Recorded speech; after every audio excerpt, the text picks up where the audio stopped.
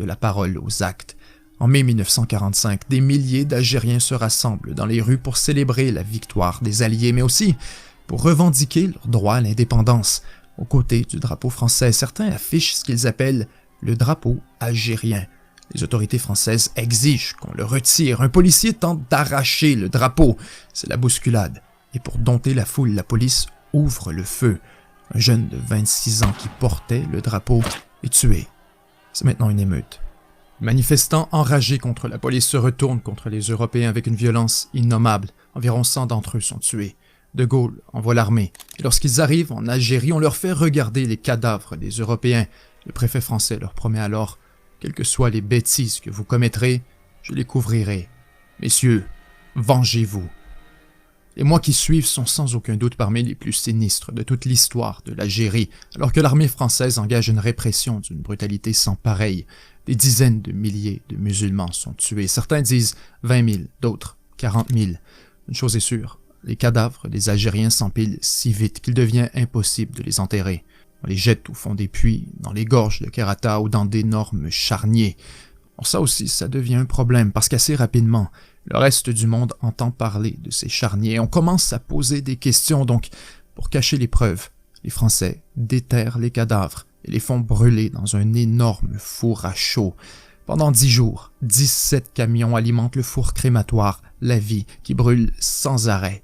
En dehors de l'Algérie, ce scandale demeure largement inconnu, car éclipsé par les célébrations du 8 mai. Pourtant, il est absolument essentiel pour comprendre les années qui suivent, non seulement en Algérie, mais aussi partout à travers l'Afrique. La France ne le sait pas encore, mais par sa répression brutale et violente du mouvement nationaliste, elle vient de semer la graine de ce qu'on appellera bientôt la guerre d'Algérie. Un peu partout à travers l'Afrique, des épisodes similaires se produisent, notamment à Madagascar, alors qu'on déplore plus de 30 000 morts. Donc il devient très clair qu'il faut trouver une solution durable au problème des colonies. C'est alors que Paris crée l'Union française, une sorte de changement de logo pour l'empire colonial.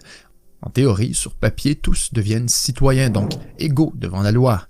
Mais en réalité, les colonies restent largement subordonnées à la France. Sans surprise, en Afrique, les leaders nationalistes sont frustrés par cette nouvelle manœuvre politique qu'ils interprètent comme rien de plus que de la gesticulation de la part de Paris.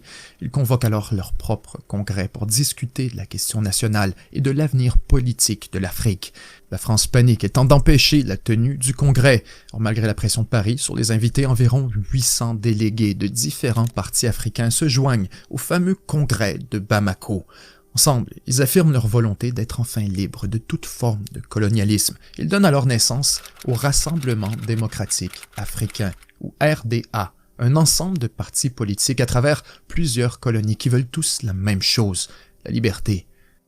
Les cellules liées au RDA apparaissent presque partout à travers l'Afrique francophone et les dirigeants français craignent sérieusement un effet domino balayant les colonies africaines. Pire, face au discours d'égalité, de dignité humaine et d'anti-impérialisme, Paris soupçonne que plusieurs politiciens affiliés au RDA sont en fait des communistes. Et si c'est avéré dans certains cas, la majorité veulent en fait maintenir des liens privilégiés avec la France. La plupart furent éduqués dans les universités françaises et lisent des auteurs français. Ils ont une admiration sans borne pour la France. Ce qu'ils veulent, c'est surtout équilibrer les rapports avec Paris. Or, dans le contexte de la guerre froide, ce genre de nuances échappe aux dirigeants français. Pour eux, il faut neutraliser le mouvement nationaliste. Point final. Les services secrets français intensifient leur campagne contre ces mouvements à travers des centaines d'assassinats politiques et une multitude d'opérations clandestines du service Action du SDECE.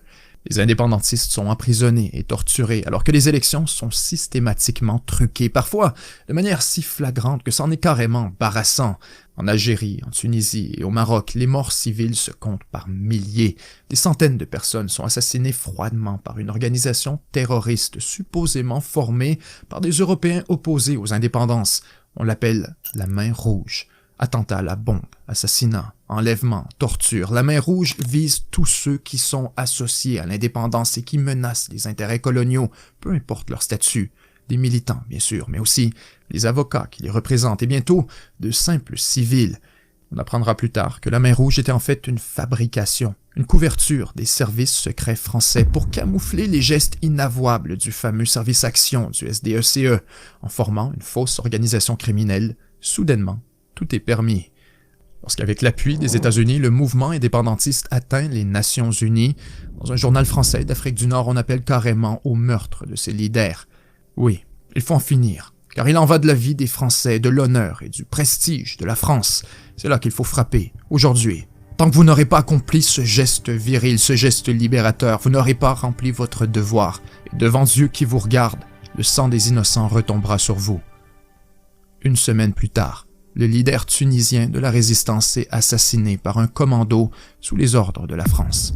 Lorsque sa mort est annoncée à la radio, un énorme mouvement de colère s'empare de la région. Des manifestations monstres, des émeutes et des grèves s'emparent des grandes villes. Pour calmer les violences, la France fait preuve d'une myopie totale et d'une incompréhension effarante de la région, alors qu'elle force le sultan du Maroc à partir en exil à la pointe des armes. Cette fois, c'est presque l'entièreté du monde arabe qui s'enflamme contre la France. En Algérie, les émeutes se multiplient, la tension monte rapidement et bien sûr, la France tente une fois de plus de répondre par la force. Elle écrase la résistance avec toujours plus de rigueur. Or, lorsqu'elle interdit carrément aux nationalistes de se présenter aux élections, c'est la goutte qui fait déborder le vase. Ces derniers se consultent et constatent alors avec résignation que la lutte armée est la seule issue vers la liberté. C'est la naissance du FLN, le Front de libération nationale et le début de la guerre d'Algérie. Ce qu'on imaginait initialement comme une simple révolte engagera bientôt plus de 400 000 soldats de l'armée française. Sur une population d'environ 10 millions d'Algériens, plus de 250 000 sont tués et jusqu'à 2 millions sont envoyés dans ce qu'on appelle des camps de regroupement. Bref, les choses dégénèrent et de plus en plus. Il devient clair pour la France que le système colonial est au bord d'une implosion généralisée. En France, la scène politique est en pleine ébullition et tout indique que le point de rupture est imminent. Pour plusieurs, l'avenir du pays se trouve en Europe et non en Afrique. On assiste au premier pas de l'Union européenne et de plus en plus on souhaite laisser derrière le colonialisme.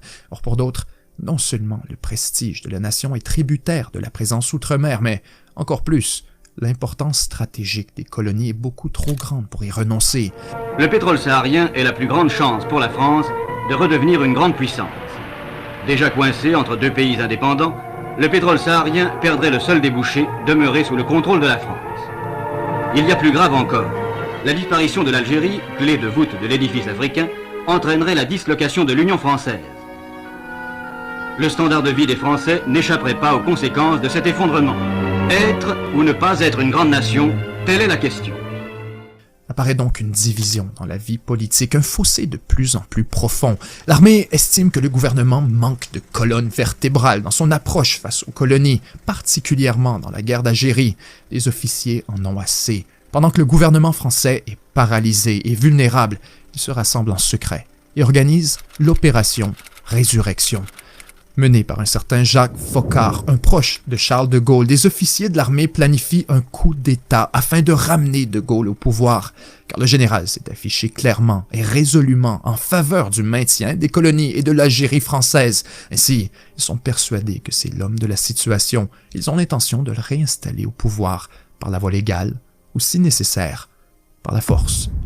Ce qui se passe en ce moment en Algérie par rapport à la métropole et dans la métropole par rapport à l'Algérie peut conduire à une crise nationale extrêmement grave. Mais aussi ce peut être le début d'une espèce de résurrection. Il est certain que si De Gaulle était amené à assumer, à se voir déléguer des pouvoirs exceptionnels pour une tâche exceptionnelle dans un moment exceptionnel, évidemment, ça ne pourrait pas se faire suivant les rites et la procédure tellement habituels que tout le monde en est excédé. Le 13 mai 1958 marque le début du coup d'État. Les putschistes prennent le contrôle d'Alger, puis de la Corse. Et face à la menace d'un affrontement militaire français contre français, le gouvernement accepte de se coucher et de remettre les clés du pouvoir au général Charles de Gaulle. Et c'est ainsi que se termine la 4e République.